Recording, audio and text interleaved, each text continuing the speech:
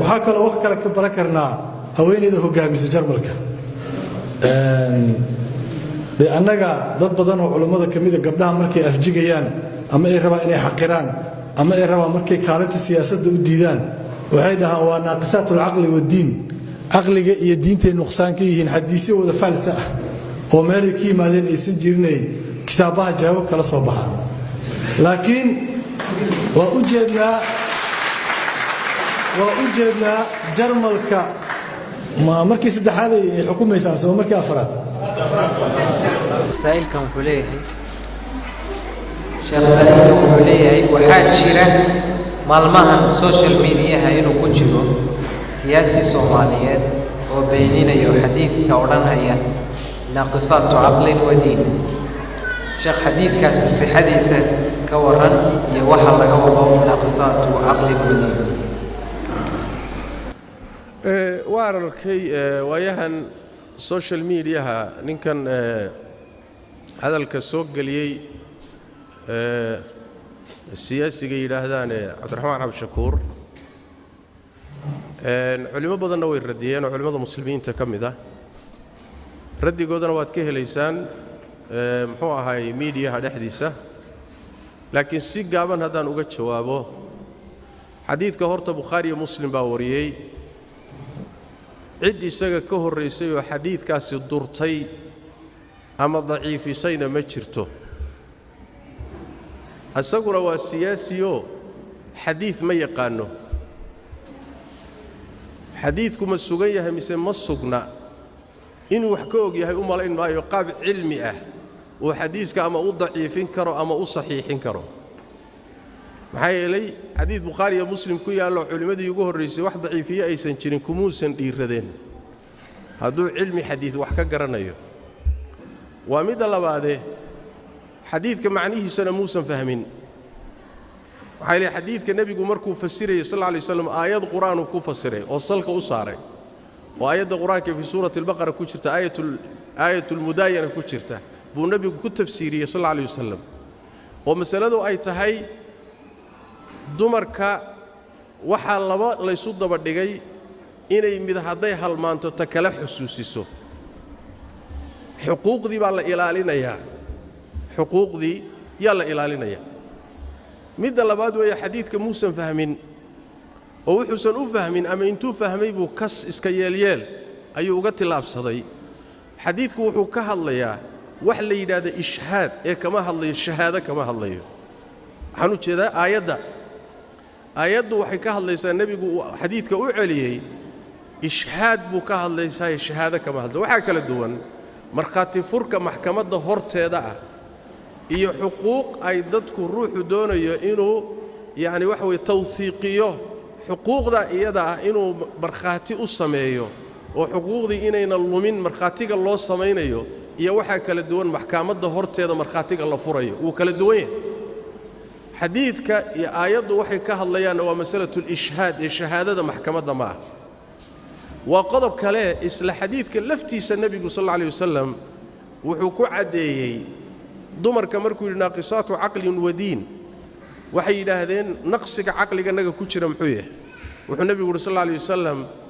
سو آيات دي قرآن كهيد سو إلهي الله وإسكم الله ما ننسي إسو حسوسيان مركي تكالها المانتو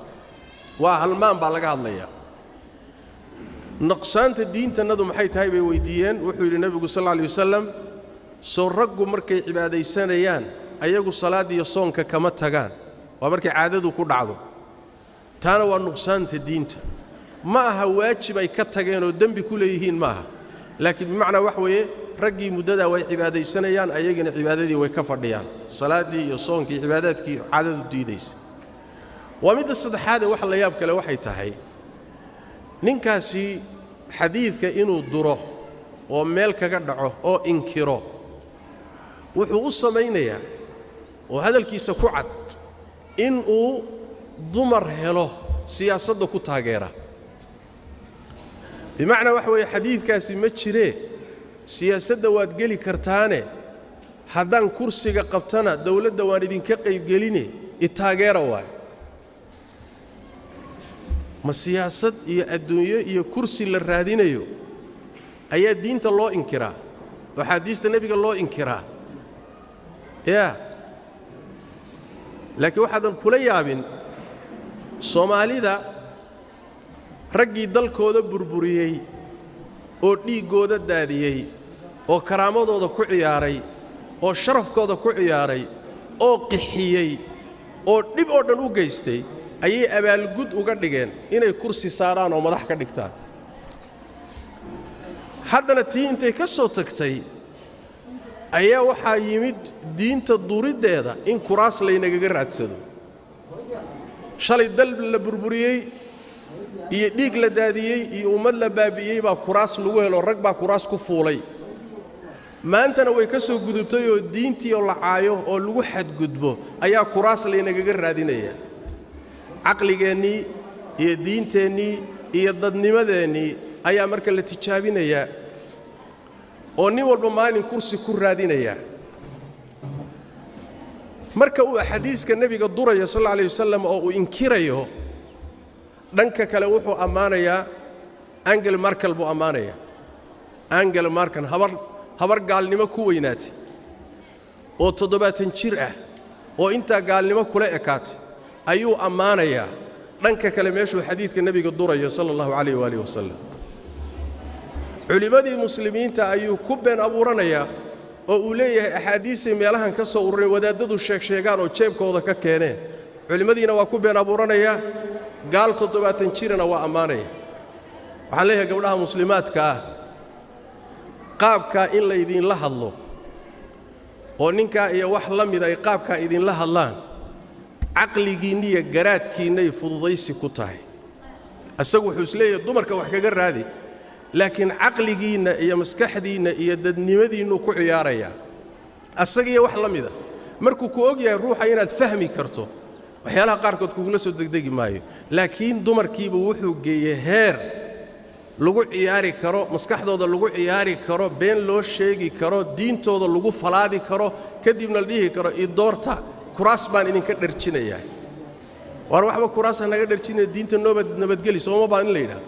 war kuraastaada ma rabna iyo adduunyadaada toone adaro diinta noo nabadgeli in la yiraahdo u baahan yahay laakiin waxaan rajaynayaa gabdhaha muslimaadka ee Soomaaliyeed ee maanta jooga inta way ka wacyi roon yihiin way ka aqli roon yihiin way ka diin roon yihiin in diintooda la duro oo xadiiska nabigooda la inkiro oo culimadooda wax laga sheego oo la yiraahdo itaageera kursi baan ku helayaa ma sidaasan doqomo u nahay ma ilaahay heerkaasaan doqomo nahay maya abadan sidaas daraadeed isagiyo inta la midkaba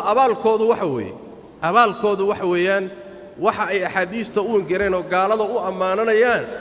oo kuraasta ay ku raadinayaan kow horta kuraasta inay waayaan oo ummadda Soomaaliyeed ay ku baraarugto kaasoo kale wax loo dhiibtana ma aha wax kursi la siiyana ma aha wax ummad muslima hogaamin karana ma aha wax mas'uulana ma aha ummadaha uu ka hadlayay gaalada dhaqamadooda ilaaliyaan culture-kooda ilaaliyaan kaniisadooda ilaaliyaan baybalkooda ilaaliyaan waa ummadan uu amaanayo waa laakiin wax weeyaan adigu culture-na ma lihid diinna ma lihid dhaqan ma lihid ummad baa doonaysa marka inaad qaabkaasi wax kaga hesho sidaas daraadeed waxa noocaas oo kale ah quraanka kariimka baan la yaabay sida uu uga warramay ninkaas waxa la yiri wadaad buu ahaan jiray dadkii wax akhristay buu kamid ahaa waxaan la yaabay quraanka kariimka markuu ka warramayo ruuxa diinta wax ka fahmay ee haddana insilaakhay isagoo diinta garanaya ka dhaxbaxay wuu ka daran yahay ruuxa jaahilkeen diinta garanaya Allah wuxuu ku tilmaamay famathaluhu kamathali alkalb ya watlu alayhim naba alladhi atainahu ayatina فانسلخ منها فأتبعه الشيطان فكان من الغاوين ولو شئنا لرفعناه بها ولكنه أخلد إلى الأرض واتبع هواه فمثله كمثل الكلب أي أوكلوا إلهي تصالة وقرنية روح انتو الدين تبري أو قرنية هذا الدين تكدح سيبتي والدنيا كدورتي وكرسي أقح الشيء وحول أقح الشيء وسيدا أقدح بحي دينتي ilaahay wuxuu ku tilmaamay inuu ey oo kale yahay eyga tilmaantiisu maxay tahay haddaad eridana wuu hiraanhiraya carabku laalaadinaya haddaad iska dayso uu nasan yahayna carabku laalaadinaya waa hiraanhiraya laba gooraba waa hiraanhiraya carabku caliyadu daadinaya ilaahay miisaal xun buu ka bixiyey sidaas daraaddeed waxa noocaasoo kale ah wacyiga ummadda muslimka ah gaar ahaan gabdhaha Soomaaliyeed wacyigoodu waa ka sarreeya maanta in lagu siro in culimada la caayo axaadiista nabiga la inkiro kursina lagaga raadsado intaasi wacyigiinu waa ka sarreeya waana runtii wax bay xaqiraad iyo yasid aqligiina iyo maskaxdiina lagu sameeyo waa maalintan muqdisho tagay waxaan la kulmay gabdha iyo dumar badan oo waliba dumarka siyaasadda ku jira ama siyaasadda u ololeeya inay galaan oo Soomaali ah oo hooyooyin maamooyin u badan ayaan la kulanay aniga culimo kale waxa la yaabay wuxuu ahaa gabdhahaasi waxay raadinayaan waxay leeyihiin xuquuqdii dumarka ee siyaasadda Soomaaliya aan rabnaa in la siiyo kootadanadii ama qoondadanadii siyaasadda hana la siiyo culimada la fadhiisteen waxyaalaha isku raaceen waxa kamid oo leeyihiin annaga wax shariicada iyo diinta ka hor imaanayo marna ma rabno waxay diintu noo okoshahay baan rabnaa waaba gabdhihii siyaasadda ku jiray kuwii kale iska badaa diintooda iyo dhaqankooda iyo culture-kooda iyo inay ilaashadaan yaa asal ah laakiin waxa weeye in diin xoor iyo diin tuur iyo xadiis inkir iyo diinto lagu tunto kuraas lagaga raadsado gabdhaha muslimaadka aqligaasi waa horu ahaa waxaan dhihi lahaa Cabdiraxmaan Cabdishakuur waxaan dhihi lahaa tawbad baa ku furan tawbadkeen ilaahay u soo noqo tawbadaadana iclaami kana noqo khaladkaad gashay ilaahayna uga tawbadkeen tawbadu waa furan tahay inta aad nooshahay laakiin sidaas ummadna ku hogaamin maysid kursina ku heli maysid madaxweynena laga dhigan maayo